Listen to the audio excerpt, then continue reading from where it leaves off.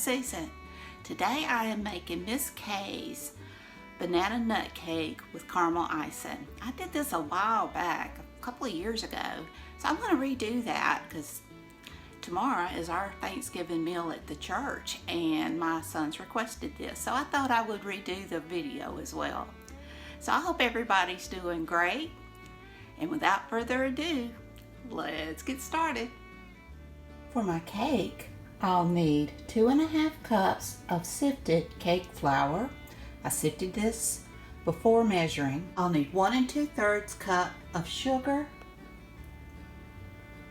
I'll need 1 1/4 teaspoon of baking powder, 1 1/4 teaspoon of baking soda, and 1 teaspoon of salt. I need 2/3 cup of vegetable shortening. I like Crisco.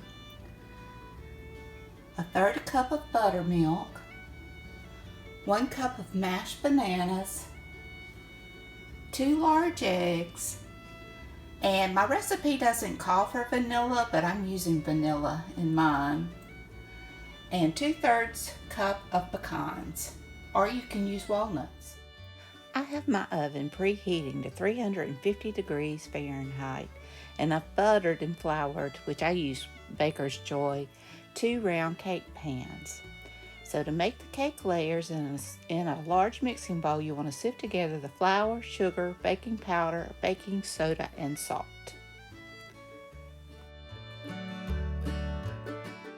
Now to your sifted mixture, you want to add your shortening, buttermilk, and bananas. And I also add a teaspoon of vanilla. And you want to mix this with an electric mixer on medium speed for 2 minutes.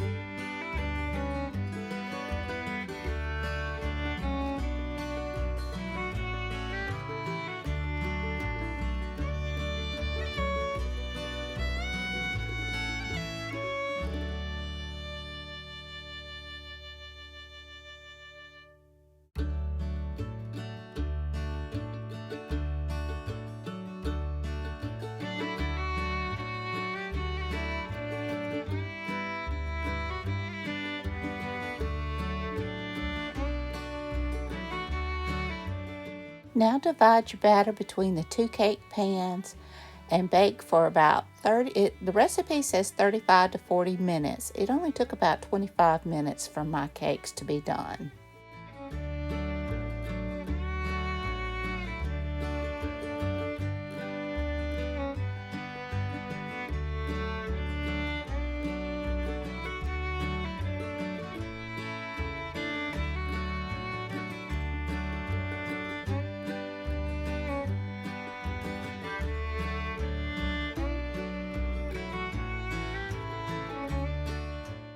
Now that they've been baked, you want to just let them cool in the pans for about 10 minutes and then turn them out to cool completely. For the icing, we'll need 1 stick of butter, 1 cup of packed brown sugar. You can use light or dark. I'm using light. 1/3 a cup of sweet milk, and 3½ cups of sifted powdered sugar. I sifted before measuring. While the cakes are cooling, you want to make your frosting.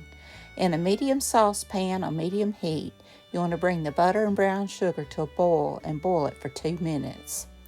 Once it's boiled for 2 minutes, you want to add your milk and bring it back to a boil. Then just completely remove it from the heat and let it cool slightly, and stir in your powdered sugar.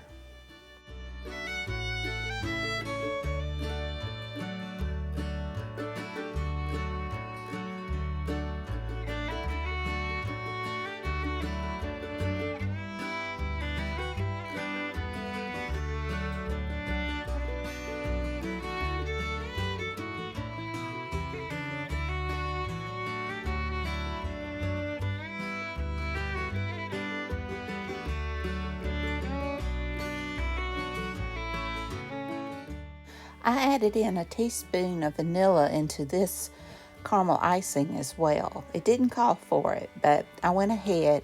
And to be honest with you, this was a very thick icing, and you probably could have added just a little bit more milk to it just to thin it out a little bit, but I just went with it the way it was.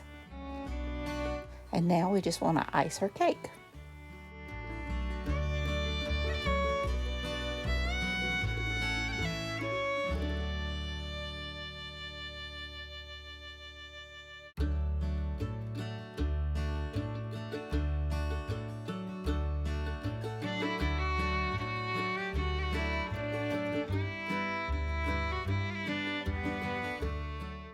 Since my icing was so thick, I just took some hot tap water and an offset spatula and just kind of went around it to smooth it out.